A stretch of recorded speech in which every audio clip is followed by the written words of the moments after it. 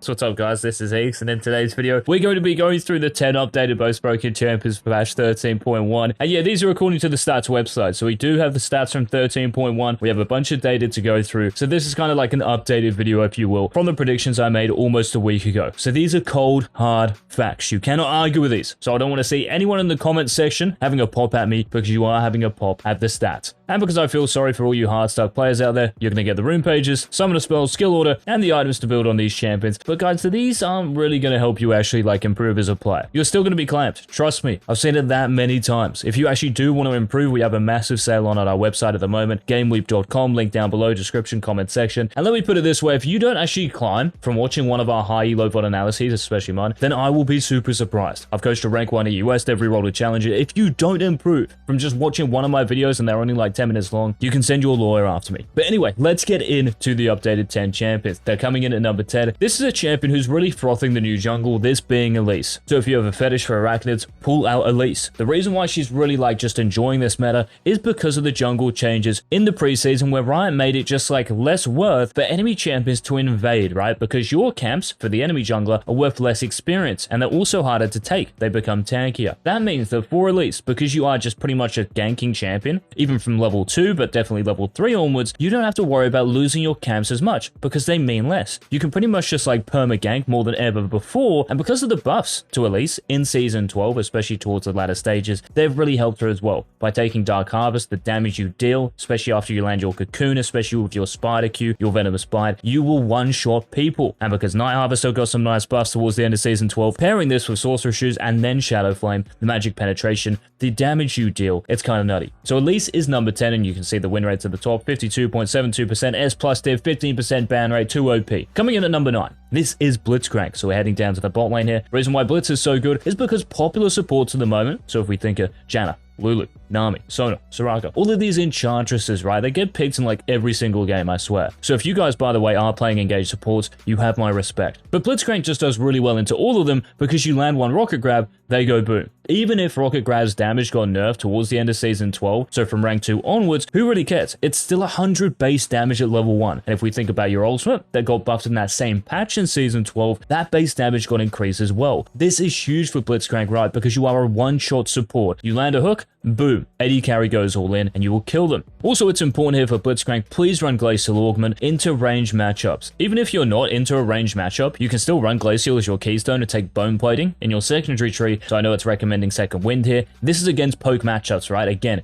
you're taking Glacial into range. So keep that in mind, guys, when you play the Crank. But he is number 9, close to a 52% win rate, and over 24,000 games. Now, number 8 on the countdown, this is Udyr. And you might be like, but didn't Udyr cop it from the Jack Show nerf? Well, honestly, not really. Yes, okay, the spike from Jack Show won't be as good, right? Because Demonic is not giving you any armor or any magic resistance. So Jack Show is not actually enhancing those stats. But after Jack Show, you're probably still going to go Sunfire Rages, Force of Nature, Thornmail, Gargoyles, Deadman's Plate. These items are giving you armor and magic resistance. That means that Jack Show is still triggered for each item you get afterwards. So the spike might not be as big, but honestly the only spike you really care about playing Udyr jungle with Armax and AP is the Demonic Embrace Rush. So you're rushing this item, you still deal an insane amount of damage, and look at these stats for me. Over a 53% win rate in 15,000 games. Like, honestly guys, every single champion on this countdown will probably cop nerfs, so before it's too late, make sure you try to abuse them. So Udyr is number 8. Now number 7 on the countdown ahead of Udyr, we are heading back to the top lane for a champion who actually did get nerfed in 13.1. This is Fiora. Now what did they nerf about Fiora? Mid to late game. Bro, who cares about mid to late game? But you're still going to be insane, because I guess like Fiora's mid to late game is just innately speaking, because you have percentage health damage, but also when you have Divine Sunderer as well, right? You don't really have to worry. And Ravenous Hydra with the stacking from the passive, you still have enough late game. But the real reason this champion is just complete AIDS to deal with is because of Grasp the Undying. It pretty much makes her impossible to beat in trades, unless you're honestly playing like a ranged champion. And you can see there's Quinn, there's Akshan, there's Rengar who's got good kite, Kennen could definitely be here as well, right? So those are pretty much the only champions who can reliably beat Fiora, even though she got nerfed in this patch. And look at her ban rate for me. Almost 32%. This is in platinum and above.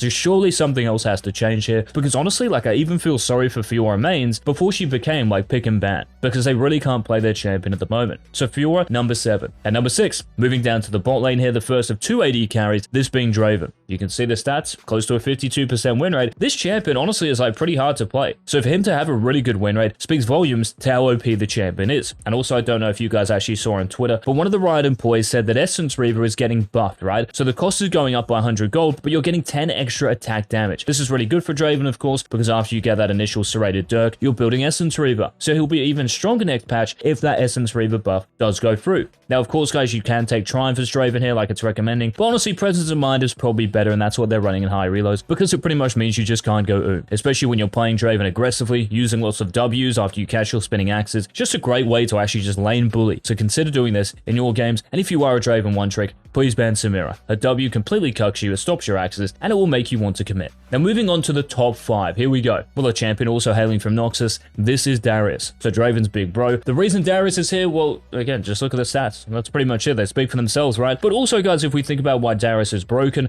W is on a 5-second cooldown. Flashing Ghost, TP got nerfed right in Season 12. So 2 combat summoner spells champions are more broken. And Darius, like, how many hard matchups does he have? Okay, Wukong might be one, right? Because of his armor stacking and he can dash in. Jace, especially because of the buffs recently. But not many people are playing these champions, right? And just look at the pick rate and ban rate for Darius. So for him to have these stats, again, it just speaks volumes to how broken he is. Now, you can go Trinity Force, you can go Stridebreaker into Kaidi teams, ranged champions, if you need to stick to them. But that's also why you run Ghost. So Trinity Force is probably just a more consistent mythic. And it's also kind of interesting here that in Platinum and above, people are taking Alacrity instead of Tenacity, because Tenacity got nerfed, of course. So maybe that's something you guys can try in your games. But if you are going to miss out on Tenacity, make sure you take Unflinching in your secondary tree. So Darius starts off the top 5. Now, coming in at number 4, this is a jungler who's really picked up speed ever since he got buffed not long ago, this being Maokai. So the actual buffs that really made Maokai good were to his Q. So the actual damage you deal to monsters with your Bramble Smash, and this is why you're starting Q as well, by the way. Do not start with your E. Please don't do that. So you're starting Q, maxing this, then maxing your E, and then your W, of course. And yes, this helps you clear the jungle, right? And as long as you get to level 3, you should be able to, like, just hard carry a game. That's how broken he is. Look at the stats. 54.5% win rate. Like, that is actually absurd, and people are really catching on to this now, because look at the ban rate for me. They're not banning Maokai top, even if Winter's approach, Fimbulwinter got a buff. They're banning it because of this Demonic Embrace Rush, Liandry's Anguish, Broken Tree. Now, of course, you can go Radiant Virtue, and I'd highly recommend doing that if Liandry's is not going to have a lot of purchase. So if we think about the enemy team composition, if they don't have a lot of HP, Liandry's honestly just not worth it. You already have Demonic Embrace for that, so do think about that in your games. Radiant Virtue. You can also go if your team has a lot of damage, because you might need a bit of,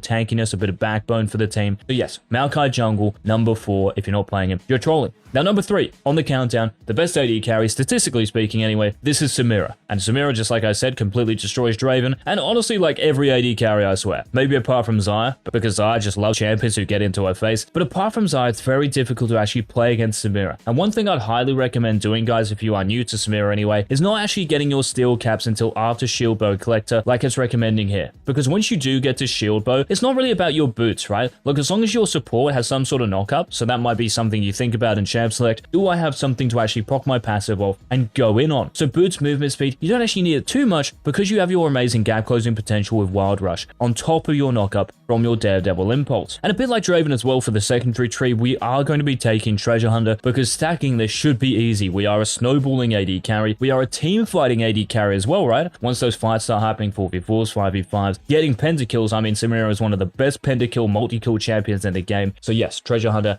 does have a lot of value for this champion. Also, guys, if you're playing Samira, please take Cleanse, because Exhaust is your big cuck, and any form of real like CC apart from knockups. So she is number 3. Now, moving on to number 2 and number 1. So what I'm going to do here, guys, I'm going to ask the question to you. Out of these 2 champions I'm about to mention, I want you guys to tell me in the comment section who the most broken is. One of these, I'm sure all of you know who it's going to be. So think about the mid lane. Think about Rod of Ages, think about Seraph's Embrace, we have Kassadin, of course. So Kassadin, just look at these stats again, 52.3% win rate, a 37% ban rate, get me out. This champion is the first to consider, and if you are playing Kassadin, remember, try to start with your E and max it. No more Q max, okay? Very important to remember.